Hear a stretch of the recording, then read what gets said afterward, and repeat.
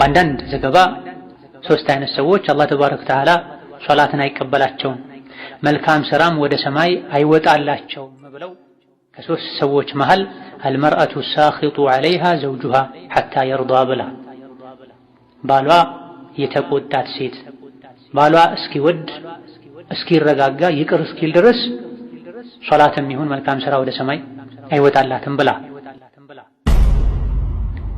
ከእናንተ ውስጥ ጥሩ ሚስት ማለት ጥሩ ሴት ማለት ባሏ ሲቆጣ ሐዲሱ ላይ ያስቆጣው እሱም ይሁን እሷ እንዲያኮርፍ እንዲቆጣ ያደረገውን ጥፋት የፈጸመው እሱም ይሁን እሷ ሴቷ እሱ ጋር ሄዳ እጁን ይዛ እስካልተደሰትክ ቁጣህን እስካልተውክ ድረስ ምግብ የሚባል አልቀምስም እንቅልፍ አልተኛም የምትል ሴት ናት ብላ።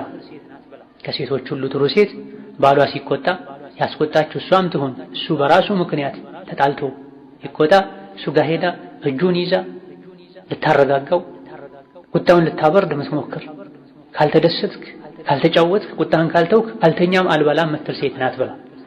ይሄ ሐቂቃ ከስንት አንድ አላህ ያዳላቸው የመረጣቸው እንጂ ማይችሉትም። እሱ ንጉስ እሷ አገልጋይ ባሪያ አይደለች ካለ ደግሞ እሷ ንጉስ እሱ አገልጋይ ባሪያ አይደለም።